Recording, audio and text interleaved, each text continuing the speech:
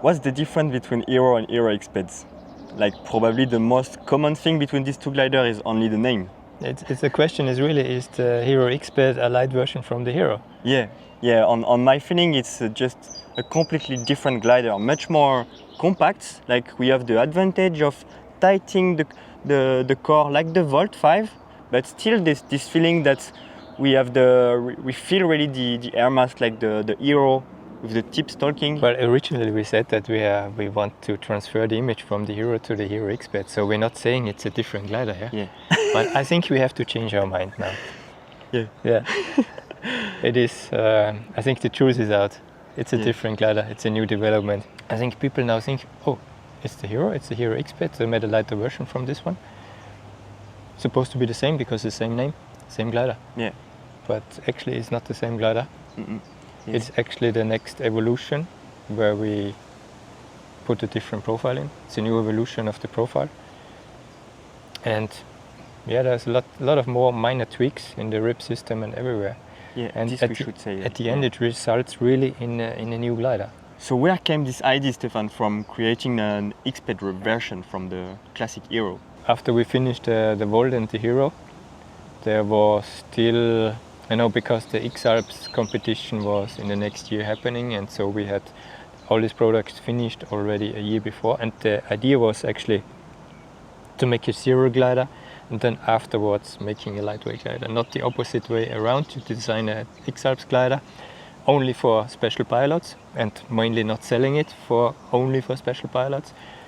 We wanted to make a zero glider which is light, working for everybody, like is the Volt and the Hero, and then checking what we can do afterwards, like a super light, very light version, especially for the X-Alps pilots.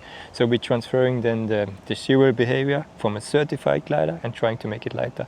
So this glider will be able to fly for everybody, and not just for special gliders and just for a special event. So we want to make it as general as a glider. Okay. And after we finished Volt 5 and Hero 2, we had quite actually some time till the X-Alps deadline was happening, and we tried some versions where we can reduce weight, whatever. Actually, in the beginning, it didn't work. The glider was behaving differently, so the development was clear that we had to develop really differently, and then we were modifying the profile, the inner shape and inner structures and everything, and adapting everything. So at the end, it wasn't possible to just make it lighter. We had to redesign and develop further to get a new glider. So then as the result, it is actually the next generation already from a glider, and it's based on the Hero. But we changed the aspect ratio, modified and optimized a lot of things. The profile is, I would say, this next generation. Maybe you can tell us then practically how the new profile feels on this glider. Yeah, the difference I have directly is that the glider is more stable. Like the performance is more usable compared to what I have tried on the Hero 2, and you are much more confident on bar. Also, for me, one of the main difference is on the brake feelings. I still have the feeling that in the top of the brake range, it's super sensitive, and with low brake input, you can have almost all the turn you needed in thermal. But the big difference with the Hero 2 is that with the XPed, when you keep pushing like on the Volt, you can tight really close to the wall and turn really quickly. And this is like screw effect I really like. Also, and the handling is crazy good. Yeah, the handling is I really like, because you see that you are playing with the tips, super agile and quite light. But also the difference compared to the Hero 2 is I had the feeling it's more soarable, like it keeps more the energy in the turns. Like, how did you match it? Like? If I would compare it as flying characteristics, the Hero is more like you have this high performance feeling where you have to, as a pilot, you have to actively bring out everything what is in the glider, So you actively have to work more. The glider is moving more. It feels more kind of performant. Nevertheless, the Hero XPed with just a little bit less aspect ratio, it feels more like the Volt actually from the flying. It feels so handy, so controllable. It comes automatically. It's really it's really easy actually. Yeah, but you feel much more the air mass compared to the Volt because you have a little bit more flexibility to feel like on the lines, and like I feel that you have a better feeling of the air mass. Also, what the biggest effects I see for a kind of X-Alps glider is it's really easy on top landings, and the inflation is quicker than the Hero 2. On landing, what I like is that on pumping effect, like with the X-Alps glider, you really feel that you can't lose it. Like the glider will not slide backwards without you notice it. Yeah. You really know exactly where is the glider and where is the point you should not go through. Yeah. Also, one main point I like is the arch of the glider makes the glider really fly quite straight, and you can be, for example, in a big transition, speaking with your assistant and matching something on your device, and the glider keeps going straight, and this is really pleasant. Yeah, we worked a lot on all the ingredients, how to make it, flying straight in trim speed and moving air, and still have the control, not starting to roll, because every roll means a loss of performance. Yeah, it's very well balanced on this one, but when you start entering a summer, it just goes you. Yeah, and keeping the energy. Yeah, and that's very funny. The feature I also like is now we see the backpack for X-Alps is mostly 45 or 50 liter. You can keep packing without taking too much care, like a normal glider with the nitinol rods. Not so many rods in this glider also, and not so many cells. And this glider is quite light, but you can really pack it without taking so much care. The construction is very simple actually. We achieved this with very little, with not many cells, and internal structures we reduced, so we cut it out everything what we thought maybe is not needed. And also on the wires, we removed a lot of wires, and the funny thing is actually it's not needed. We don't need it. So in the development of the previous gliders, we put far too much stuff inside, Yeah. But I think the concept of the glider is very good, so this is why it's still working. Yeah. So on the other hand, so you reduce the packing volume because you have less material inside, less structure inside, less wires and everything, packing smaller, lighter, and it's good because you didn't compromise, I see, on the internal structure. Like, it's not the ribs, there is not holes everywhere. Like, we still keep materials where we think the strengths are, and for the durability of the glider, it's super nice. Also, for sure, if you compare, we have quite wide sails, but it looks like with this profile and how you manage the ballooning, the performing still quite really okay for the class. We know exactly where to put what. Yeah. In terms of strength, durability, and stuff like this. Yeah. Also about the speed, it's really interesting. We have a really long speed bar. Also, you will need to adjust your speed bar in your harness. Yeah. But we try to place the pulley as high as possible on the riser. Yeah. That you have this additional length is still possible to push down. Yeah. It's another interesting feature is if you take the glider in XSS and XS, you have smaller riser, which is better for mostly more small guys, smaller arms, and if you take the bigger ones, more logic, then so the ergonomic in the end is quite nice too. Yeah, it's not only the glider is scaled in the size, it's also the riser length is scaled in the size. It's I guess it's quite logic that smaller gliders are flown by smaller people. Yeah. So your arm reach is shorter, and then all the proportions are also changing. Yeah. Also, one main point I think we can say to this glider is that this glider has a really good speed, so it's not needed to increase the wing load and to be at the top of the range. You can really easily take the glider at the low range and keep this extra margin for VolBV or... Yeah, actually, it's we really have to say you don't need to fly, you shouldn't fly it on the top end. We certified the glider with additionally 5 kilos or 6 kilos, whatever. So this gives the option, if you fly in competition, you take more gear with you, and normally you're flying in the right weight and you take more gear, you're out of the range actually, Yeah. So we just pushed the certification on the upper range, but practically the weight range to be flying this glider is lower, and you don't need it. Like you said, the glider is fast, and for efficiency, best balance from climbing speed, stay on the middle to lower side from the loading, I would say. Would you like to speak a little bit about the certification process on this glider? Or Yeah, sure. We went there, we made the certification, we drove home. yeah, exactly. So honestly, No, it's not that simple. yeah, Because the testing is just the final part of a long development and testing what happens before. yeah, And I think, but it's really like we did all the testing and setting and finding the right setup and for safety and practical characteristics happened already majority in the Volt and the Hero. yeah. So we're transferring all our expertise, our experience there, just to a different glider, and it still is the same. And so, safety-wise, we know where to put what kind of ingredients Yeah. to make the glider safe, Sure. not only for the certification but also practically.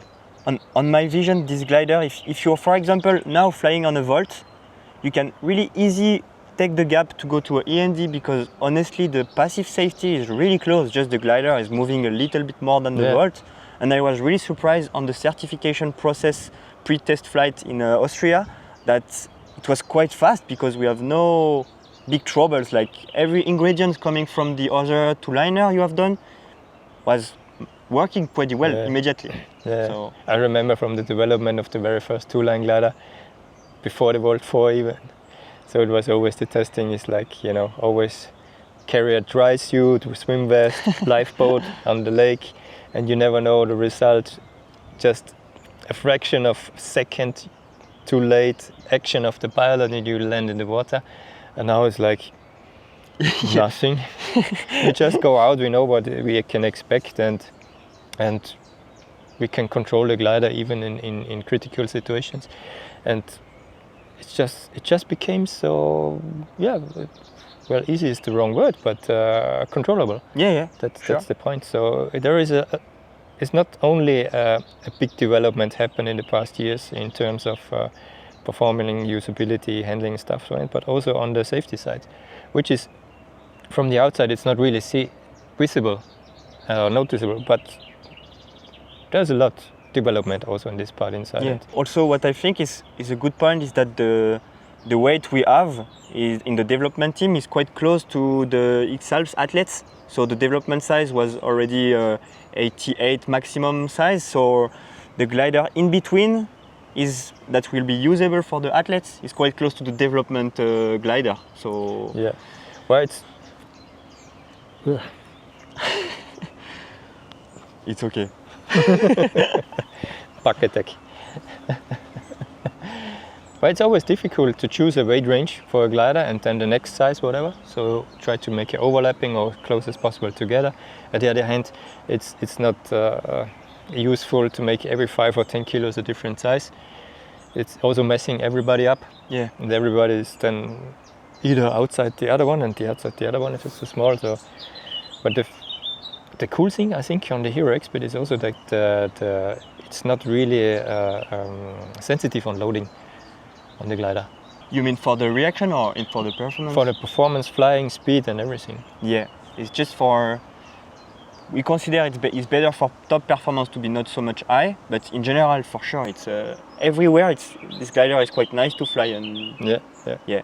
Also, what I like is that the XXS size for example, on the brake setting is not only a scale. Like it's a little bit different because we know XXS can dive a little bit more on thermal and be more sensitive on spin tendency. So it's a different brake setting, and it makes the XXS working really nice. Yeah. And how easy is the glider is still good even on X-Alp kind of landing. You, as the other side, you feel that you know perfectly where is the glider before the stalls. For sure, the brake travel is a bit shorter, like every XXS, but you know exactly where you are. Yeah, this is on these high performance gliders with high aspect ratio. It's always the question: can we make a XXS size? Because it's mostly limited then by the brake travel. Because with high aspects you have less chord lengths, and then the brake travel is very short actually in general. And then the smaller you go, then sometimes you end up in a brake travel, how you say, very nice glider, but I cannot give this glider to anyone because Yeah. the brake travel is so short. You can't, in a awkward situation, you cannot control the glider anymore because you have no range. But yeah, we managed also this one on the exercise. Yeah. Like you said, on the making modifications on the brakes and everything. Yeah.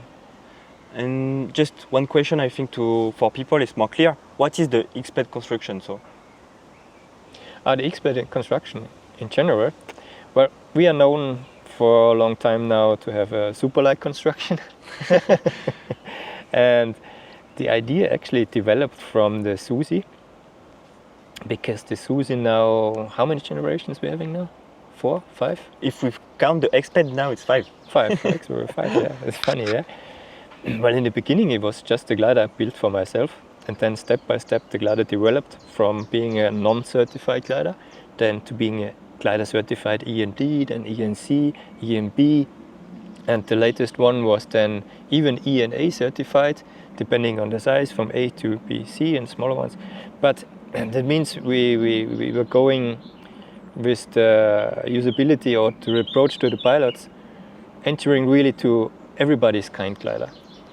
And as a side product, as a side effect of this, we were adding more and more features to the glider, which was beneficial for durability, for example. You know? Yeah. But this process was going off a little bit from the original path we were taking from the beginning on. Yeah. From the most lightest and highest expedition stuff like Yeah. this. You know? So we came to a point that the Suzy like saying, okay, can we now get as light as possible for whatever, you know, when you go for an expedition, you need the lightest and smallest, whatever, usability there. Can we reduce it again? And what is the result then? And that's how the Suzy XPed then was actually created. So we stepped back to smaller sizes, removed everything we not need. We removed the mini ribs, the nose patches, internal structures. We cut more holes in, of course, and New TV ribs. and then actually was a new glider. So we also made a little bit of different trim settings. So everything more refined for the small and light and things. So, and at the end we said, okay, this is actually good and cool, because this is exactly what we were missing, or where we were moving a little bit apart. You Yeah. know? We were fading off from our track. So, but it doesn't mean that the original line is a super light line, you know. So we have to create something new, and now we have this expedition line, and the XPed is the short for expedition, and the same happened now for the Hero XPed, because the X-Alps was knocking on the door. What I like with the XPed construction is that, you know, you could make it lighter. Like you show me, and we know how it's possible. We can add some holes, we can reduce some reinforcements, but you keep it. And I think it's for demanding adventure, or also normal people that buy a glider not only for 1 week race. No. They need something like you can keep it for hundreds hours, and this performance keep the same. Yeah. Also for the load test, I remember load test was for a really light glider. It was immediately working because we have margin. The experience, you know. Yeah. Also, we have margin on the tabs, and you need to consider that, for example, with the Suzy, if you take off from a really rocky launch and you cut the lines, then the force will be different. So it's good to have extra margin. Like, yeah, it's always good to be on the safe side. yeah. About the riser on the Hero XPed, it's still normal riser, but we thought that for the handlings and stuff was. Yeah, we choose to stay on the aeromate riser. The weight difference is not much, but we sacrificed a few grams actually there, just in favor to ground handling and. Yeah. Well, if you're really on a remote place and a windy place, and you don't want to get any trouble with your setup and twist and whatever, so this can end up in a really disaster if you have just a fucking little thing that goes wrong. So we were saying, okay, it's the same topic like we said in the load test. It's good to have a little bit more safety margin. Yeah. So sometimes we are sacrificing or thinking, okay, even this one will be lighter, but we say, okay, we think this is the better option because the general usement, the practical usement is giving more safety than we save weight, for example. Sometimes it's different. It's nice. Yeah. Thank you. Thanks for having me. Thanks for having you.